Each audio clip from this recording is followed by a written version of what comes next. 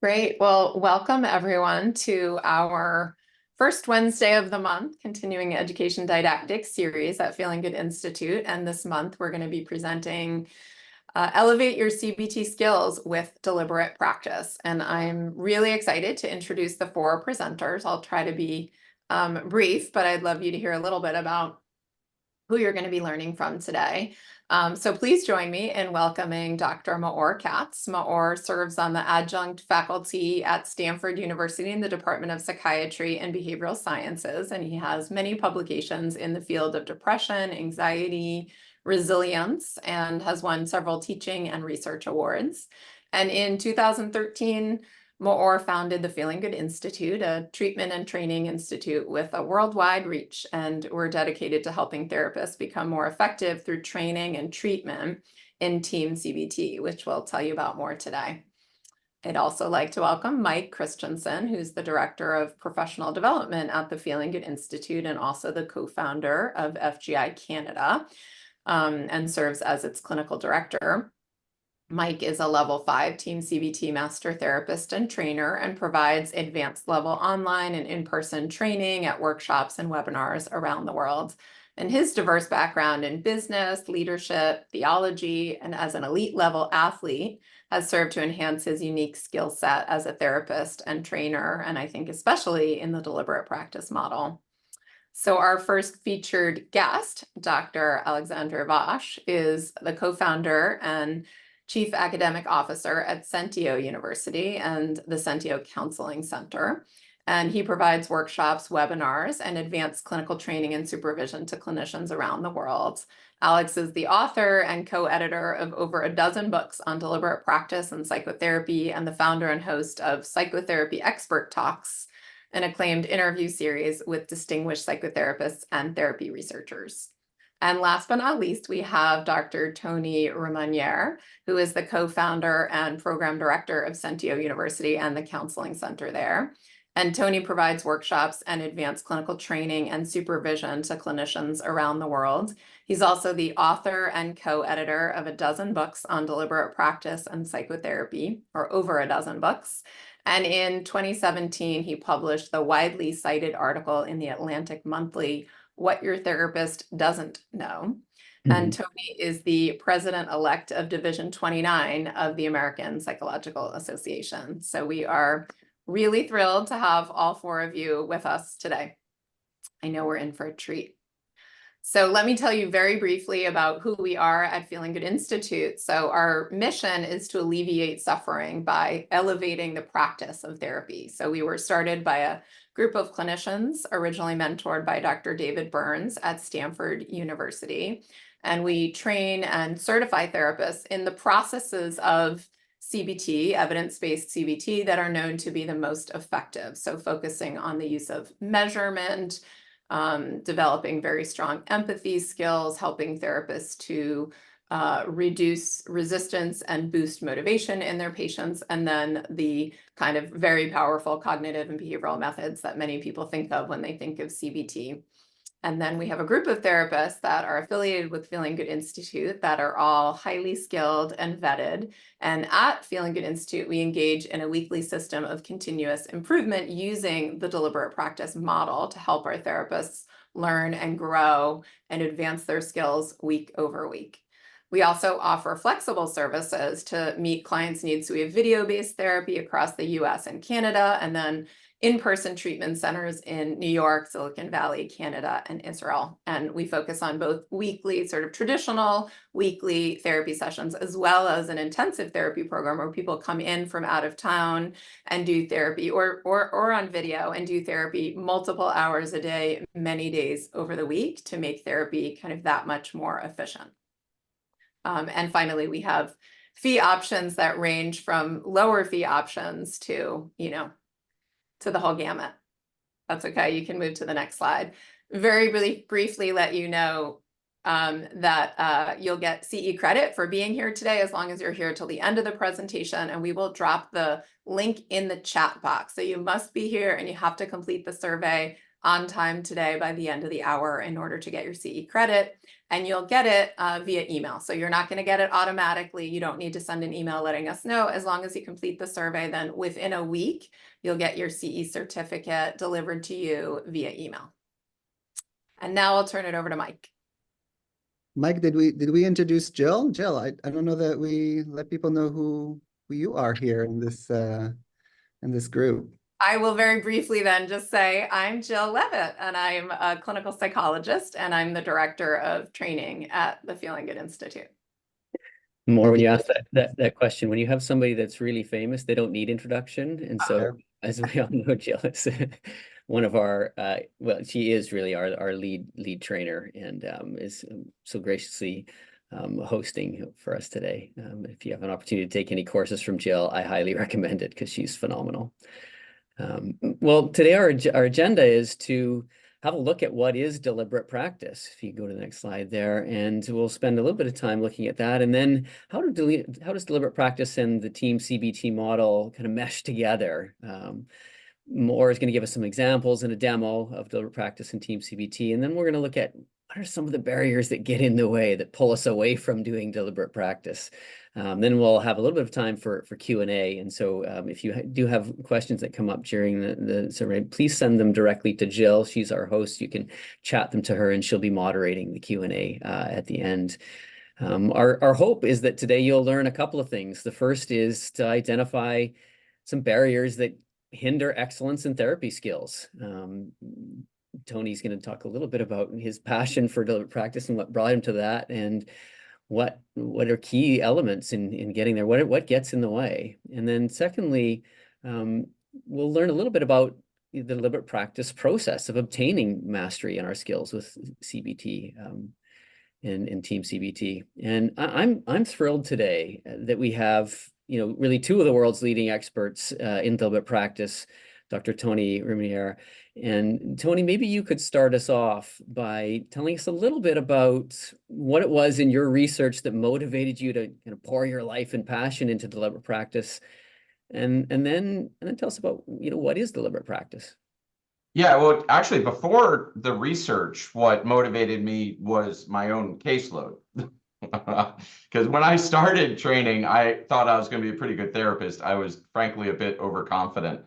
And as I went through training, and then as I started to collect my own outcome data, I was very humbled and quite shocked to realize that I was not as effective as I thought I was. While some of my clients were improving, roughly half or more were not improving.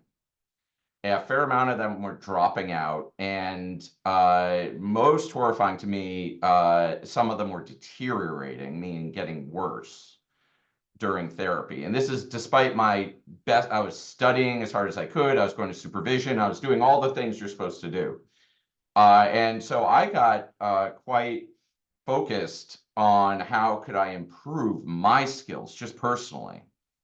And it's kind of a roundabout route, but a long story short, that's how I found deliberate practice, which is a method of training that is used in most professions, and until recently outside psychotherapy.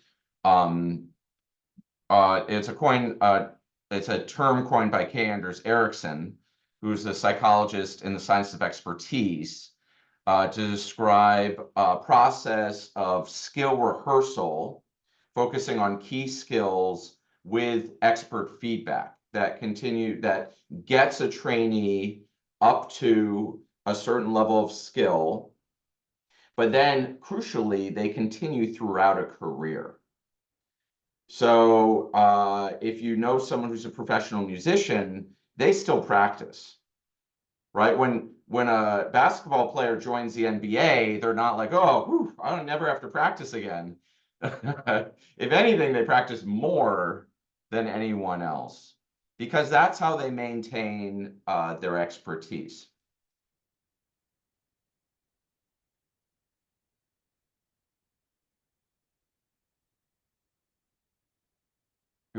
Alex, you want to jump in with anything here?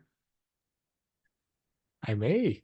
I may. I mean, it's my story is pretty much close to Tony's in the sense that as you can see behind me, you might see a big piano and the guitars. And I come from a music background. I was originally trained as a musician. I started playing piano when I was 5 years old. So imagine my shock when I got to graduate school and I realized that there was zero skills training at my college when I was studying to become a clinical psychologist.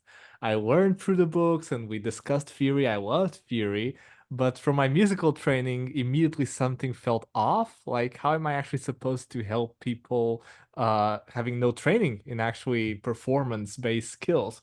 But I was kind of shy to ask that after a while because everyone kind of assumed that's how psychologists are trained. So I thought it was my problem, basically, and I shut up after a while, only then to realize that most people were kind of freaking out inside, and actually most people did not feel confident seeing their first clients for, say, the first 5-10 years of their clinical practice, maybe longer. And so, again, long story short, after trying to interview all my favorite therapists and trying to understand how to actually practice skills, I ended up meeting Tony, and we started developing ways to bring this deliberate practice theory and research into the field of psychotherapy. And I have to say off the bat that nothing is new in everything we're doing. It's just, of course, trying to distill something that others have come before. And I want to give a shout out to David Burns, because David Burns actually very early on emphasized the need for role play and training through role plays. And I know everyone is nodding along here, but I want everyone to remember that is not what's usually done. I'm sure all of you have had a lot of training that had zero procedural elements, right? So that's our emphasis. Go ahead, Tony. Yeah. So Alex and I have explored using deliberate practice across a wide variety of therapy models. But I'm curious what Alex has to say, but I would say that a team CBT is possibly the easiest fit for deliberate practice, in that team CBT was basically doing all this already. It wasn't, kind of codified under the term deliberate practice, perhaps, but all the components were already there. And so if you see the components on the screen, the baseline effectiveness, team CBT is really, really good at measurement, just routine measurement, session after session, really good at explaining it to clients, getting the client on board, which is really important. Systematic feedback throughout training and feedback also from the client, and then skill rehearsal. And so I think this is just a very natural fit for Team CBT for trainees to learn deliberate practice. And then also Team CBT has a culture of continual skill development kind of across a career. In graduate school, we use a competency model of training, which makes sense. It's great to be competent on days that I can achieve it. But one of the potential problems with this is it can imply like, okay, once you hit competence, then you're competent, and then you move on, and then you don't have to do anymore. When really we know, what those of us who collect outcome data find out that there is room for improvement throughout the whole rest of our career, that it doesn't really end. There's definitely need to get client feedback throughout the rest of our career. And so this is something that Team CBT I think is in the DNA of Team CBT, and deliberate practice emphasizes these factors. Let me just add one last thing. And the idea, yes, and we'll jump into this, and the idea that the ego of the therapist kind of has to die in order for the therapist to get better, I know is a core idea also in Team CBT. And that has been one of the core things we have noticed as a struggle in the mission towards excellence, is really our own, the clinicians' shame and self-criticism coming up through the process of trying to monitor our outcomes, get better over time. I can speak for myself. Even when I forced myself to video record and doing outcome monitoring with my patients, there were days that the last thing I wanted was to actually look at the outcomes or look at the videotape. It takes something out of us, at least at first. And so we've actually viewed, I'm so happy that the Feeling Good Institute exists and all of you are here, because I now believe it takes a culture in order to do this routinely. Yeah. It's actually not fair to ask one therapist or a small group of therapists to be able to do this hard work by themselves. So the more people are talking about it, unshaming each other about it is the only way I think our field will progress. And so I want to again commend you guys for the hard work in that. Yeah, you all do really, really well at the culture piece, which is really essential. So what we're looking at here is a chart for the zone of proximal development, and which is the zone in which a trainee or a therapist, a practitioner should practice. So we don't want it to be too easy, and we don't want it to be too hard. And you know, this, when you just look at it visually, you're like, oh, that makes sense. That's not that big a deal. But it's actually it can be hard to figure this out when you're working with a trainee or a licensed therapist. And so we find that we want to continually check in with our trainees or therapists.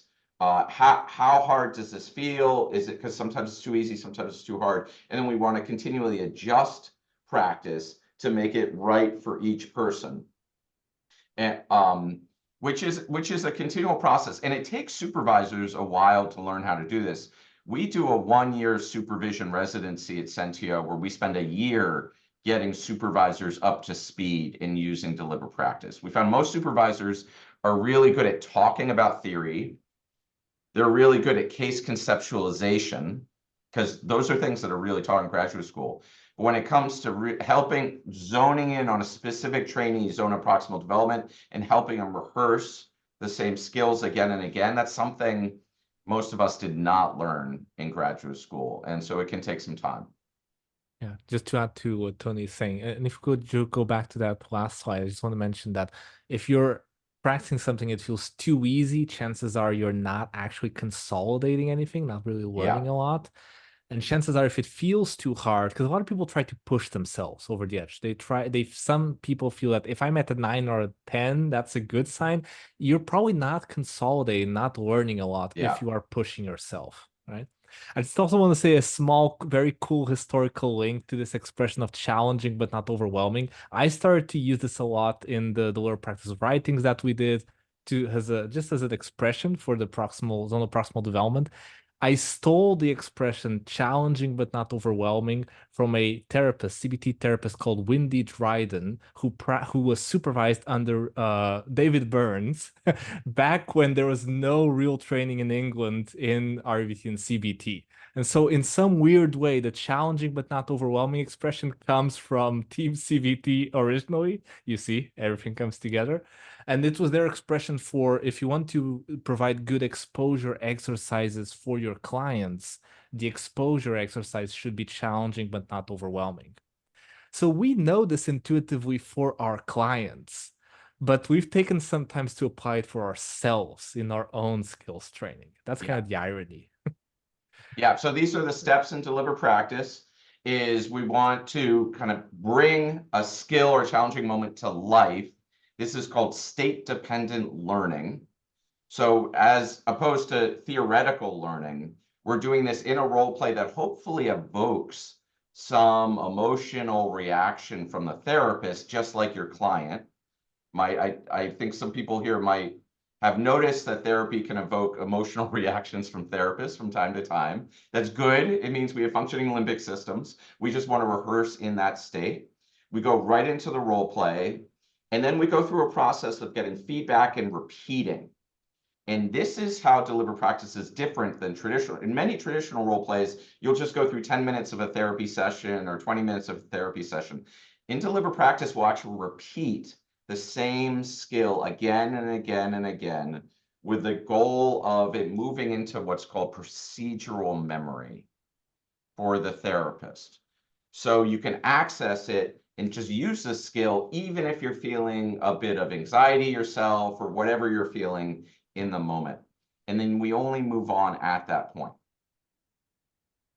Yeah, and I just want to say before moving on that I think this part here about the 5 to 10 times of repeat, that that changed with our practice of things, thanks to you guys in a particular great way. 2 things I'd say are kind of outstanding to me.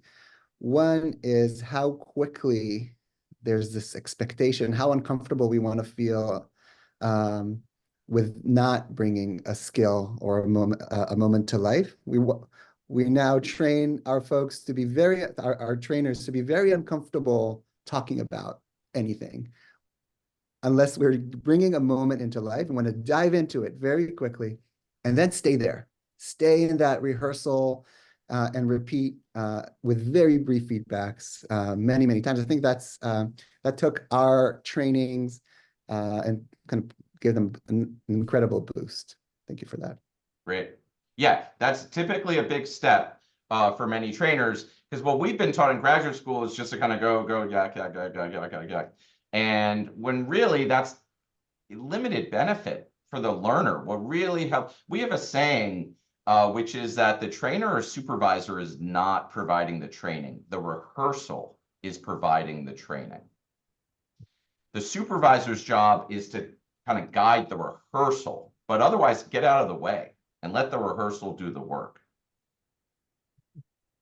And so this is the danger zone, the zone where the trainer is providing feedback, right? So we have to be very careful and very disciplined about how much feedback and how to give feedback during rehearsal. This is actually one of the hardest things we need to train our supervisors to do, because Tony and myself noticed in ourselves, we would constantly give feedback that was just a bit longer, like after a while, 5 minutes pass, 10 minutes pass.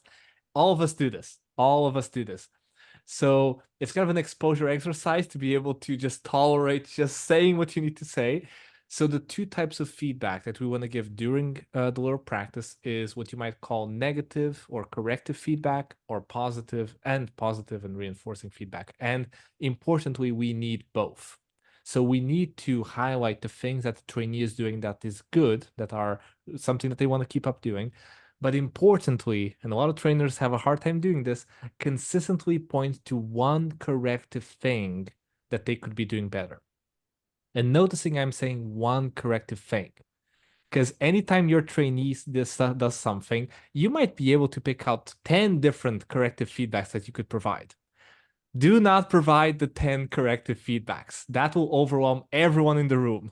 And that will be your temptation, of course. So the discipline is, what is the one most important thing you want to tell them to try new? What's the one corrective feedback, right? And like you see in the slide, try to make it as short, clear, actionable as possible, right? Focused on the clinician's behavior, not theory. Tony, you want to jump in on that as well? Yeah, I mean, it takes our supervisors about a year to really get good at this, to figure it out, because we've been trained to talk. You know, graduate school, we're graded on our ability to, you know, talk with lots of multisyllabic words and sound very convincing, and then write long papers. And so after years of graduate school, we get really good at that. But that's actually all counterproductive for training. I mean, you know, you want to have a little bit of theory, you want to have a little bit of case conceptualization, but then you want to move on and you want to rehearse the skill. And part of the challenge is, especially if you're working with more beginning trainees, you will see 5 or 10 different ways for someone to improve their performance. But if you think about if you've ever learned a sport, or if you've ever learned a musical instrument, if your coach or teacher was telling you 5 new things as feedback, you'd just get overwhelmed. You couldn't do it. We really only learn one thing at a time. And so a lot of the challenge for supervisors with deliberate practice is the challenge of restraint. I love that you said that, Tony. And having worked in addictions, I would say it's addictive for us as supervisors to theorize. I call it the addiction of theorizing, and we get drawn into it. And I'm so glad too that you also pointed out that there's a culture shift that we make. And at the Feeling Good Institute, we've been really approaching shifting our culture in 2 ways. And there's 2 kind of venues that we utilize in implementing deliberate practice. The one is through a specific skill training session. So when we do our teaching and training sessions, infusing deliberate practice through that. It's where you identify a skill, you're learning a new skill, you might be brand new to this approach, and there's a description and criteria that's set out ahead of time, and then we dive into the practice. It remains somewhat theoretical because it's not about a specific case, but a skill. But you can use a book or a material to serve as a guide. It's much like if you wanted to learn the piano, and you went downtown and you picked up a book that says how to learn the piano on your own. And it gives you a little bit of teaching, but then it gives you lots of practice exercises, and then you practice those exercises. The other way we're shifting our culture is through our case consultation, which you guys have been alluding to. And that's where we hone in on one task that's brought to life. A therapist or clinician brings a case where they're feeling a little stuck or a little unsure, maybe not confident in a certain place. And we pinpoint that moment. And we actually jump right into role play. We may not even know what the skill is they need to practice, but we have them say, okay, what did your patient or client say? Now, how would you naturally respond? Then we can, uncover what the skill is that needs to be practiced in that section. Much like, I know my mom, when I took piano lessons, she wanted me to practice all the time, and I was terrible. But I'd go to the piano lesson, and the teacher, would say, okay, now play the song for me. And then she would say, okay, this is where you're stuck. Here's what I want you to practice. That's exactly what we're doing with deliberate practice. She wouldn't say, let's play all the songs and let's just talk generally about theory and Beethoven and other things. And she'd say, oh, no, you need to practice your D scale so you can get that run. And then I'd practice a D scale, which isn't a song. It sounds kind of, just practicing the scale. It's hard. It's like, oh. But once you do it so that scale becomes intuitive, then when you get into the song, now the music comes to life. And that's really what we're doing with therapy. Until it becomes intuitive with those specific skills, you won't have that beautiful flow. You won't know what you don't know. And so, with the skill training aspect, this is really where, Tony, when you and Alex approached Maor and I to write a training manual, we got very excited. I remember doing a workshop with Dr. Burns where we met for dinner before the workshop. You can go to the next slide, Maor. And the first thing he said to me was, oh, Mike, so great to see you. Tell me where you're stuck with your clients or your patients. And then I said, oh, this part here, the invitation, sometimes I wait too long. He said, well, let's practice right now.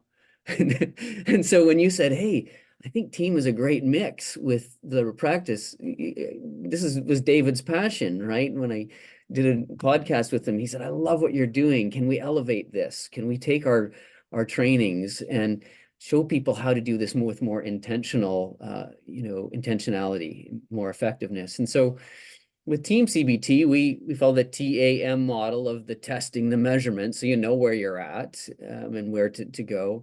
Empathy, which is infused into everything that we do and is the foundation for pretty much every form of therapy. But a lot of times we don't practice it. We think we're good, but we're not. Then the agenda setting and assessment of resistance is really the heart of team that David developed, followed by our methods, our behavioral, our cognitive, and other methods. And so then in the book, we included, the overview of deliberate practice, how to do deliberate practice, as well as actual practice exercises, much like that piano manual that gives you exercises. And then at the end, a session transcript from a live demo that we did in Poland. Heather Clegg and I did a live demo with a young therapist, and brilliant, amazing young guy. And so you can follow through the whole progression and the model. So I'm going to hand it to Maor, and he's going to walk us through a couple of the exercises so that you can get a sense of what they look like. Yeah, thanks, Mike. Yeah, I wanted to try to maybe help you have an image in your mind about how a deliberate practice kind of session looks like. In some ways, a lot of the work that we did with Tony and with Alex around setting up these exercises was around distilling the skill criteria. And so for this, the very first thing that we teach in Team CBT, and we do this also in the kind of comprehensive training that we provide for therapists. The very first skill that we teach is how to use what we call testing, or basically measurement in therapy. And we all know that using measurement in therapy routinely will enhance your therapy skills and will enhance your, effectiveness. And that's been tested and proven very clearly, but so few of us actually practice it. And so in Team CBT, we use measurements before and after each and every session, and in some ways also during the session. And so the first skill that we came up with is how to actually introduce that use of measurement to patients. And it needs a certain kind of assertiveness and gumption from the therapist to be able to stop the patient and ask them to do something rather than just listen. And of all things, a survey. We have kind of certain expectations from the patient that are not easy to set. Maybe we could we can take a look at the skill criteria, and maybe we can launch the poll right now about this. So when we have a deliberate practice session about the use of measurement, we have very clear, very specific skill criteria that the person practicing can give as feedback. So we practice in dyads, and the guidance to the practice is give feedback only based on the skill criteria. Then using this approach to very short feedback, one item of feedback, like Alex was saying, and then doing it again and again. And we just repeat this very small moment in time of adding this, practicing the skill set, introducing measurement to our patients. So maybe we could end the poll right now, and we can kind of just share the results. And so I see that we have about 6% of our audience who feel extremely confident in doing this in real life. And I'd say we have a lot fewer who are feeling somewhat or moderately only confident or not at all confident. And let me kind of show you how it would be as in the skill practice with us. So when you were doing this in real life, we have dyads, and the person practicing as a therapist doesn't have the skill criteria or, of course, the response in front of them. They have to improvise this response kind of out of thin air. They want to remember what the skill criteria are without looking at them and actually be able to provide them. Sometimes what people do is they start with the skill criteria in front of them and then put them aside for the subsequent rehearsals. Of course, the person giving the feedback always has the skill criteria in front of them so they can give accurate feedback. So in this example, a client would say, I'm looking forward to working with you. And a way to respond that would meet the skill criteria would be, me too. Let me quickly share with you how I like to keep track of your mood and how therapy is going for you. Before and after each session, you'll be asked to fill out a brief mood survey. This will take a few minutes of your time before and after we meet. Each session, we'll start quickly reviewing it so I can understand how you're feeling then and there. It will also serve as another way for us to track therapy progress. Can I show you the mood survey we'll use right now? So you see, when I'm reading it, it kind of feels contrived, right? It kind of feels a little bit clunky. If I were to not read it and actually just practice it in front of you, it will look differently. And then you could give me feedback on it based on my skill criteria. So let me try it myself right now, kind of fail gloriously in front of you. So Do you want me to be the client more? Yeah, you be the client, Mike. Yeah, I'm looking forward to working with you. Yeah, me too. Let me take a moment here and share with you a little bit about how I like to work with my patients. Before and after each session we meet, I'll ask you to fill out a mood survey, and this will take a couple minutes for you to do. And then when we start our session, we'll review how you're doing. The reason that I do this is it gives both of us a chance to know how you're doing immediately. And so right when you start the session, I can kind of sense, I can get from you a clear read on how you're doing in this moment. And then it'll also help us track how we're doing and how helpful this is for you over time. Can I show you how it works? So that's kind of a way that I would do it in kind of off the cuff. You don't have to give me feedback now, but I want you to notice I didn't do it perfectly. And I would get feedback from Mike saying, how could you do this better? And then I would want to practice again. Maybe, in 10,000 times, I'll do it perfectly. So this is the first skill that we kind of have in our training. And the other part that kind of maybe there's a backstory to this, which is that as we were finishing up the book that we wrote together with Tony and Alex, the publisher came to us and says, this is not enough here, for like a hardcover publication. It's about half of what you need.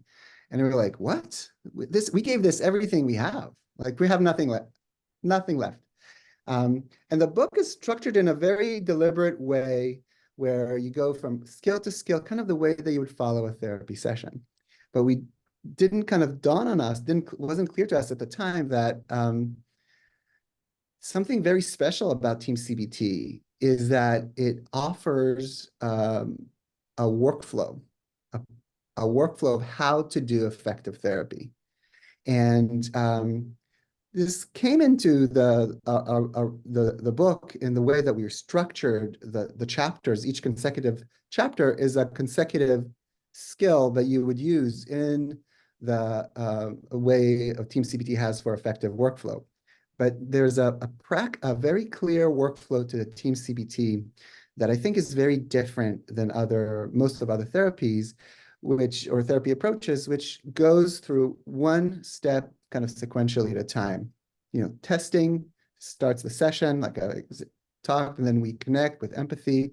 We issue an invitation. We go to specificity. We focus with conceptualization. We predict the resistance that will come, and then we melt it away, bring it to conscious awareness of the patient, both for outcome and process resistance, and then we only then get into using our methods. So there's this workflow here that kind of didn't quite make it into the book, and I want to share with you a little bit about how you can still use it here. We start to think, Mike and I started to think, and together with Jill, as we were putting together this kind of course for therapists, how are we going to teach CBT, Team CBT workflow? And then, deliberate practice, dummies, of course, that's the way to teach and train and improve in anything. So we wanted to kind of figure out how to do this, knowing that we want to move. We don't kind of, I personally have this little bit of allergy to this kind of therapy that can be a little bit reactive and meandering in the case of the therapist, because it's the therapist is just reacting to what the patient happens to say, and there's no clear direction to go. You have to kind of trust the process and just let it go. And to a certain degree, there's truth in that. That could lead to some good outcomes, but I think there's a better, more effective way of doing it if you follow the Team CBT workflow.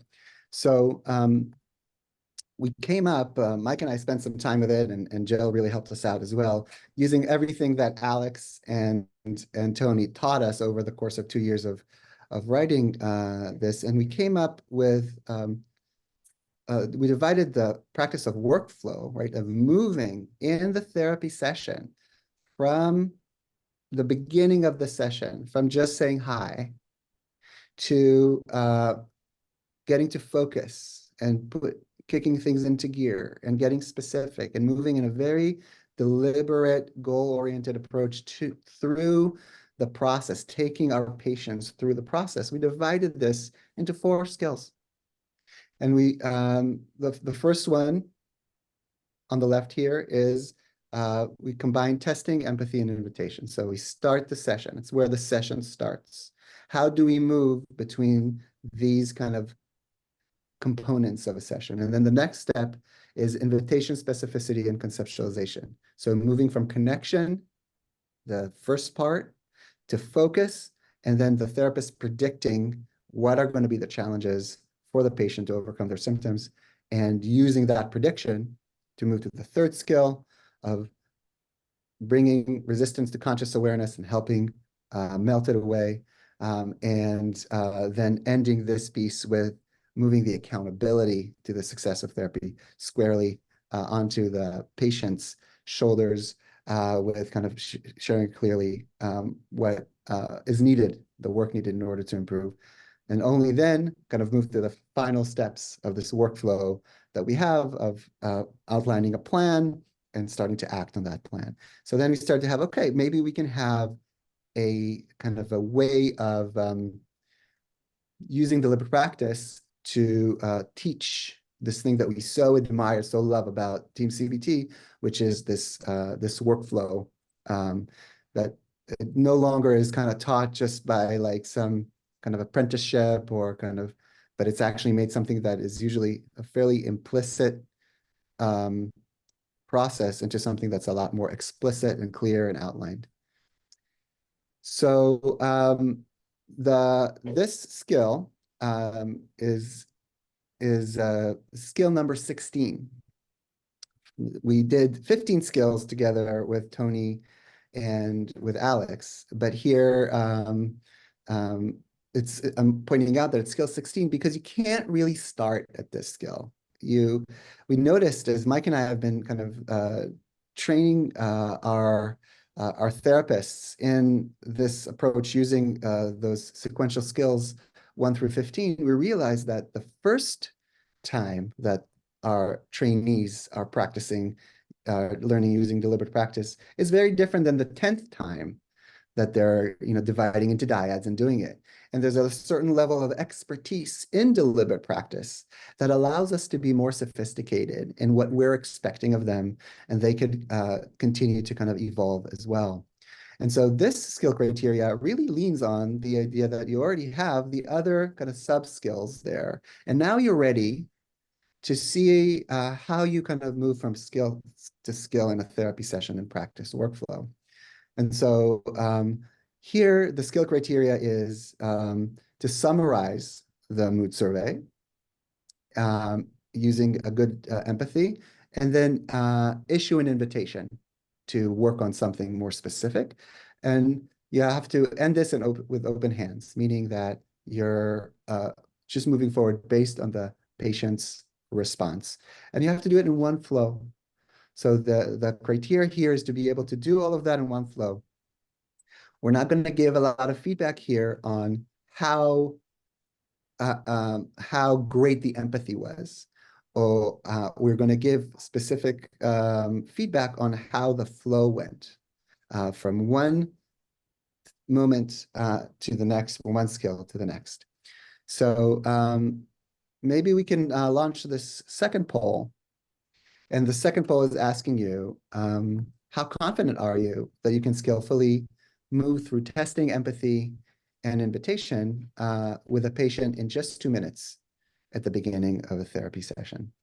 And as you're filling this out, I probably mentioned, maybe some of you have heard me say this before, but one thing that I was actually kind of right, thanks to Tony and Alex's work, I was horrified to realize that I am worse as a therapist now as compared to 5 or 10 years ago. And the reason that it was horrifying, it was because it was true. It was so clear and evident to me. And so getting this kind of realization has kind of been such a great push to go and start and practice in the deliberate practice way. And one of the things that I've kind of started doing as a result of this realization of how important this skill here is, skill number 16, about moving into invitation fairly quickly, not let the therapy session kind of meander. I started putting it in my note. What was the moment in time during the session? How many minutes from the beginning of the session passed before I issued the first invitation to dive into something meaningful? And I wanted to feel very uncomfortable if it's minute 20, and I wanted to feel very uncomfortable if it's not within really quick. This has to be a really good reason why I'm not issuing an invitation, for God's sakes, within the first few minutes to kick things into gear. So if you don't mind sharing oh, you're sharing the results. Okay, great.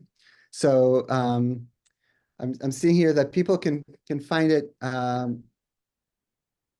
pretty challenging. I don't see almost anyone feeling really confident with it, and or even very confident. Most people are not feeling very confident with a skill, and yeah, it takes a lot of practice. I fail at this every day, as well, and I think that we're not alone.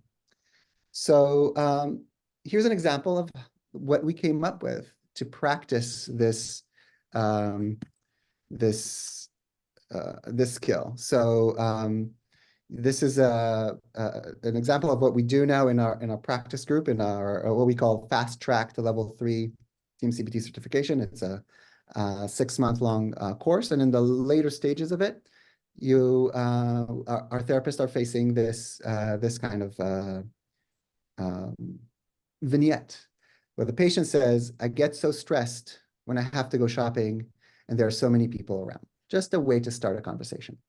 And that's how the patient starts their session, and you have this in front of you. And now you're expected to improvise a workflow response based on that. Sounds kind of abstract. Here it is. I can see from your mood survey that you're feeling anxious a lot and nervous. You also marked that you're feeling frustrated and irritated. Would now be a good time for us to focus on one of those issues and get you some help with it. Or maybe there's something else you want my help with. What would you prefer? And so, here within 30 seconds, I'm inviting my patient to kind of kick into gear.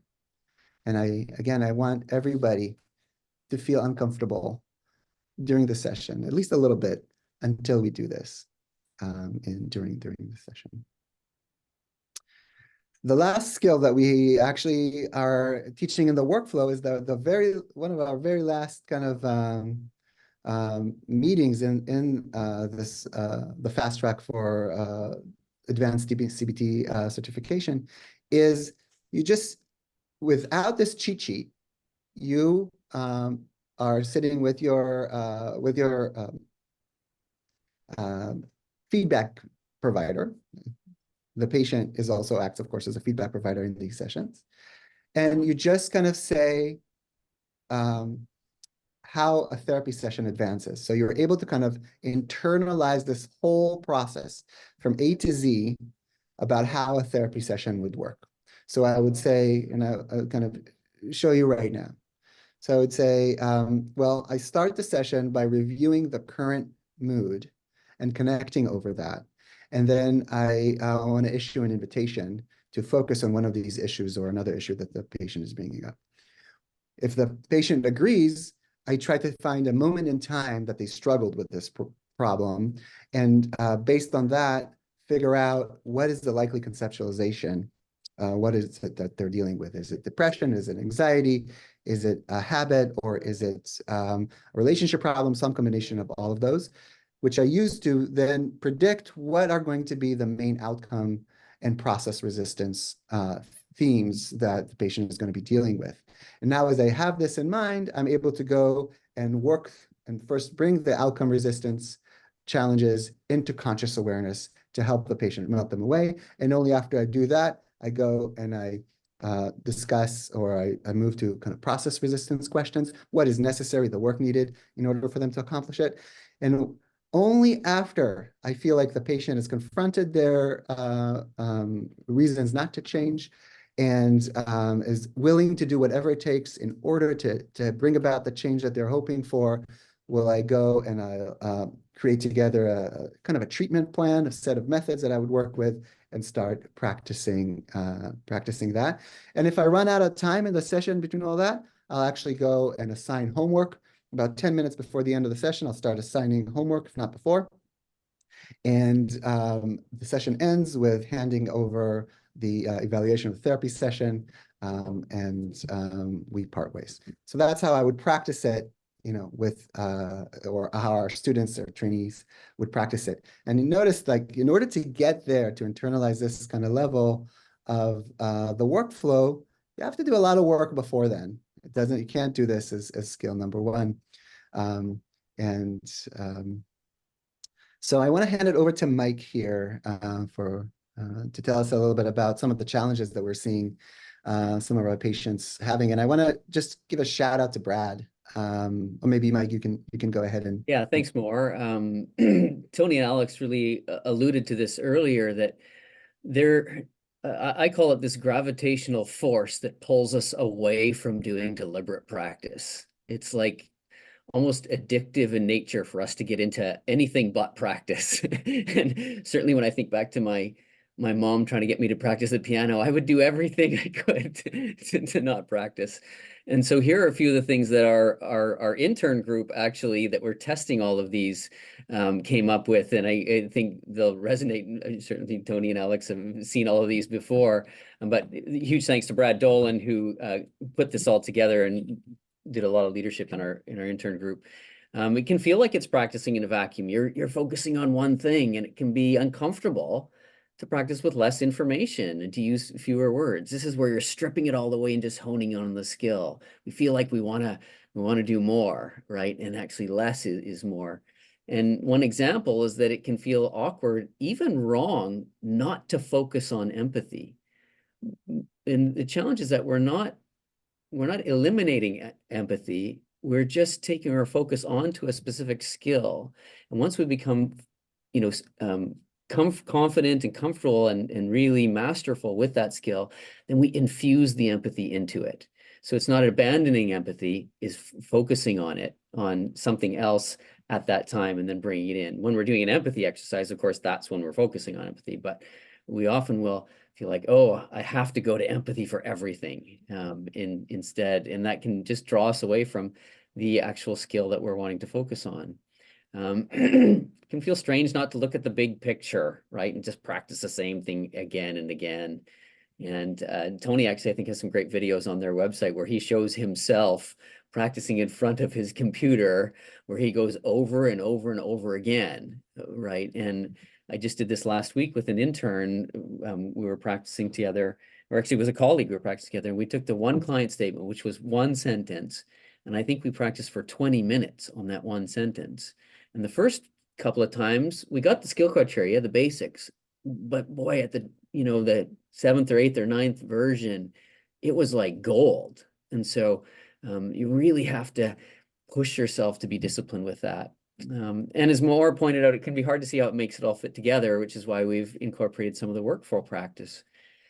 And then finally, it can feel harder and weird in the real therapy. And the reality is, you can be comfortable doing the wrong thing. That doesn't mean you're being effective. That's why I love Tony and Maor, your self-disclosure. If you're doing the wrong thing over and over, you become comfortable with it. And so it should feel a little bit uncomfortable. It can make you nervous, and that's actually the best thing that can happen. So if you're not anxious, that might be a bit of a red flag. Either you're not practicing the right thing, or you're actually doing the wrong thing, but you're comfortable with it, and that can be humbling. Jill, we want to make sure we get a little bit of time for questions here, so I'd love to draw you in. And wonderful. So thank you all 4 of you for doing such a fantastic job. And I will say we have pretty limited time now for questions. I need to leave about 2 minutes at the end to do the wrap up. So I think that gives us about, I don't know if I do math, 5 minutes for questions. So I will ask you just a few. Just so you know, the questions kind of came in the category of team CBT questions and deliberate practice questions. So I'll try to focus on the team CBT deliberate practice questions and keep track of the other ones and find a way to address them at some point. Well, one question people had, which I think addresses both pieces, is when you gave that example of the get to the invitation within X number of minutes, someone said, is the goal actually to get to the invitation that early on in a session? And someone else said, kindly clarify, this 2-minute criteria feels overly limiting for clients with autism spectrum, ADHD, and probably a whole host of others. So I got a lot of questions about sort of like rigidity versus flexibility. And I wonder if you could address that. Yeah, the rigidity is just about the practice. So if it's going to be up to you to decide when is the right time to issue an invitation. I think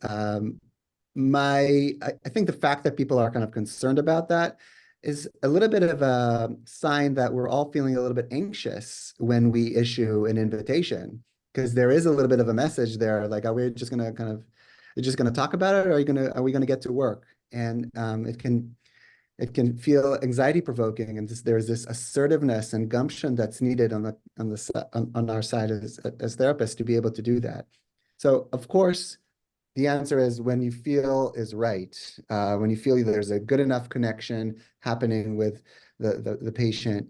But I would also give you a word of caution that I think the error that we see much more commonly than doing it too early is doing it too late, is issuing it too late, or just wasting a lot of time on things like what happened in the past week since we last met, or just things about night, and they're not necessary.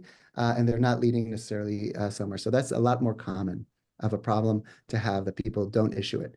So the 2-minute rule has nothing to do with what happens in real life. Very rarely I issue an invitation within 2 minutes of the beginning of a session. For me, it's really more around somewhere between the 5th and the 9th minute, I think, is where I'm kind of shooting for. Could it be done in the first 2 minutes? Absolutely. Sometimes it does, with kind of patients who have been know that we're here to work and we have a good connection. We don't need to reestablish it so hard. We know that we have a good connection going. It doesn't have to be very long at all. Another question that's very deliberate practice specific is, what is the most important thing for a trainee to notice during deliberate practice? Is it the feeling or the understanding of the skill or the fluency with the skill or something else? Kind of a hard question, but. Alex or Tony, maybe you could take that one. Yeah, that's a really great question. I would say, what is your meaning the trainee's skill threshold? So as therapists, sometimes what holds us back is our proficiency in using a skill. So like what words to say. Sometimes it's our own emotional state. So being able to be self-aware and self-regulate in order to be able to perform the skill. Sometimes there's almost like a diagnostic skill, basically being able to assess when to use a skill. What's your term for that, Alex? Alex has this great new term for that. Perceptual skills. Perceptual skill. Yeah. And it shifts by trainee and it shifts by skill. And so we really encourage trainees to kind of build a self-awareness about your own learning process. So you can ideally our trainees can identify what are your top 5 skill thresholds that are holding you back with most of your clients. And then you focus right there, and it'll shift over time. I'll just add that if you have the luxury of having a trainer, as much as possible, don't bother yourself with self-monitoring, because that's an extra layer that you're impinging on yourself. It just makes the practice harder. Yeah, I mean, ideally, you're just showing a video to your supervisor and and they tell you. Though, usually not possible. Yeah. And then there was a question, Maor, I think this is related to the time where you were talking about practicing workflow in team CBT, right? We can use deliberate practice to practice workflow, but I think that piqued people's interest. And so we got a question that said, how can we best deal with time constraints? In cases when you're doing a 50-minute session, which many of us are, most of us are, what are the main strategies for maintaining the flow, either from one session to the next, like if we don't get through everything or even within session? Again, not an easy question to answer, but do you want to give it a shot? Sure. So I would say that one thing that Mike and I wrote together with Alex and Tony was a module about homework. And I think that plays a big role. So there's a number of ways that connect us between each session. I think there's two questions here: how to connect between sessions and how to manage time, what to do when you're running out of time in order to kind of keep the therapy moving forward. So we put some thought, we kind of realized, Mike and I realized as we were putting this together, that there's such a vital skill in CBT and therapy in general, which is how to assign good, effective homework. That is actually very, I don't know that there's a lot of teaching and practice in it. And so part of what I would suggest people who have an interest in that is that they kind of think ahead of time and start to kind of think, what are some therapy progressing homework assignments that you could give depending on where you are in the process. And there's about like what you actually assign, how to assign it. And then the other part is like when you're assigning it. So the way that I like to practice, and I recommend it to anyone, is I actually assign homework to my patients throughout the therapy hour. So I start assigning homework immediately at the beginning of the therapy session. And when we arrive at something, I would say, something that I think would be useful, I would say like, how about we put this as homework number 1?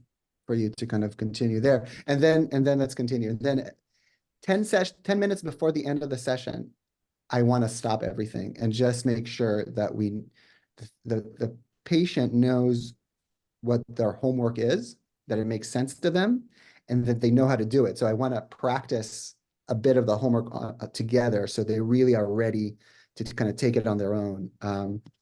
Maor, I have to interrupt you for a second. So of course, once I started talking and emceeing, I lost track of the time. And actually, we have to be respectful of the fact that this is only a 1-hour webinar. We had a couple slides to share with you about how to learn more and to tell you about the awesome fast track package, which includes deliberate practice. You can put them on the screen, but I have to respect that if people have to run, we put the CE survey in the chat box. And we'll share this information with you all via email. So I just have a few more things to say, and then we have to wrap up. And I want to thank the presenters. But yeah, we put in the chat box the link, so you can definitely be completing the CE survey. Mike and I did that 2 minutes ago. You can go backwards, Maor, if you want. I will just say briefly that, so much of what you learned about today, these deliberate practice exercises and tools, we've integrated into a 6-month course actually that we're offering for therapists. It's called the Fast Track to Level 3 Advanced CBT Therapist Certification. And it's a hybrid course where we have pre-recorded home study videos of myself and David Burns and many other therapists participating in demonstrations and role plays. And you can kind of consume that information on your own. And then you get to attend a weekly 1-hour live online deliberate practice group run by either Mike or Maor, following kind of the entire protocol that's been outlined today. And it's 41 hours in total and 41 continuing education credits between the home study piece and the live online piece. And we have had awesome feedback from the first round that we started in January, and this round is starting up June 3rd. So you can find out more info on our website, and we'll send you some follow-up info on it too. And then next month, just to remind people, because we'll be back again next month, we're offering a really great CE presentation led by Kevin Cornelius at Feeling Good Institute on the CBTI protocol. So CBT for insomnia. And I think, most therapists have to deal with with patients who struggle with insomnia at some point, whether it's because of depression, anxiety, stress. And so this is a tool that I feel like most therapists want to have in their toolbox. So I'm excited that we'll be offering it next month.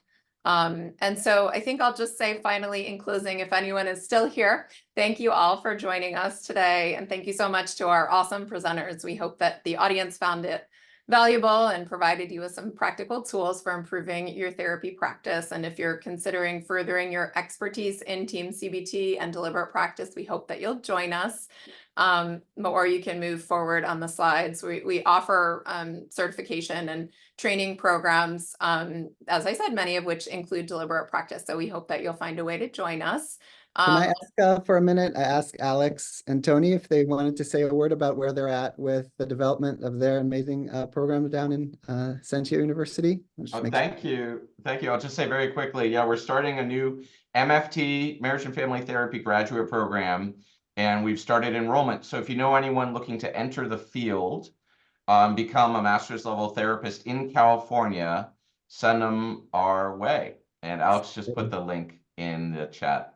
Thank you, Mayor. I envy them I envy the people who will be your students. I think that's such an amazing opportunity. Thank you. Thanks so much, everyone. It's great to see everybody. Thanks. Thank you for having us. It's Thank great you so to much, be here. Thank you so much. It's been wonderful to learn from you all. Have a great day, everybody.